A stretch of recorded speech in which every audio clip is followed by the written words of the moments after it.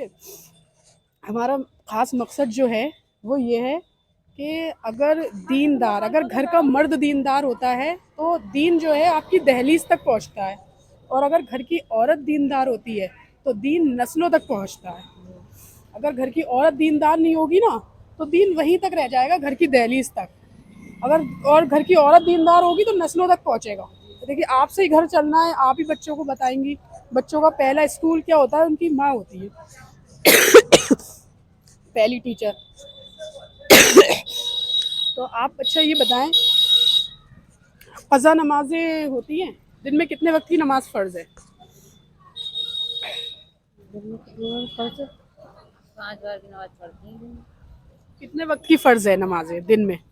معلوم ہے آپ کو؟ نہیں مجھے نہیں معلوم ہے۔ یہ نہیں معلوم ہے؟ ارے یہ تو فرض ہے، تو یہی تو چیزیں معلوم ہونا چاہیے۔ دن میں 5 وقت کی نماز فرض ہے، وہ تو 5 وقت ہے جیسے، اور یہ فرض ہے۔ ہاں وہ تو فرض ہے۔ اس کے علاوہ جو نمازیں ہیں وہ نفل نمازیں ہیں، مطلب ہاں اگر آپ نے پڑھا تو آپ کو ثواب ملے گا، نیکیاں ملیں گی، لیکن اگر نہیں پڑھا تو گناہ نہیں ملے گا۔ لیکن یہ جو 5 وقت کی ہے اس کو آپ نہیں پڑھیں گے تو گناہ ملے وہ گا، تو ہاں نماز، ہاں تو یہ تو ہمیں معلوم ہونا چاہیے۔ اچھا تو آپ کون کون سے وقت کی ہوتی ہے نماز؟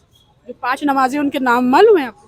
جو کیوں نہیں ہے، عشاء کی ہے، ظہر کی ہے، جی فجر کی ہے، جی عصر کی ہے، جی مغرب کی ہے۔ جی ماشاء اللہ، تو یہ چیزیں جو ہے یہ معلوم ہونا چاہیے۔ اچھا کچھ لوگ ایسے ہوتے ہیں نمازیں چھوڑ دیتے ہیں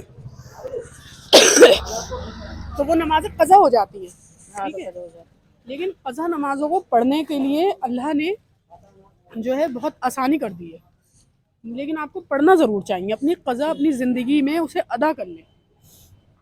تو آپ رکوع میں کیا پڑھتی ہیں معلوم ہے آپ کو؟ رکوع میں 3 بار جو پڑھا جاتا ہے، سبحان ربی اعلیٰ، پھر سے بتائیں۔ سبحان ربی اعلیٰ، وہ پڑھا جاتا ہے سجدے میں 3 بار۔ ہاں رکوع میں کیا پڑھتے ہیں؟ سبحان ربی، جی تو یہ 3 بار پڑھتے ہیں آپ، تو ان دونوں تسبیحوں کا آپ جب اپنی قضا پڑھیں گی نا تو یہ آپ کے لیے ایک ایک بار کر دی گئی ہے، یہ آسانی کر دی گئی ہے قضا نمازوں کو پڑھنے کے لیے، کہ آپ جو ہے ایک ایک بار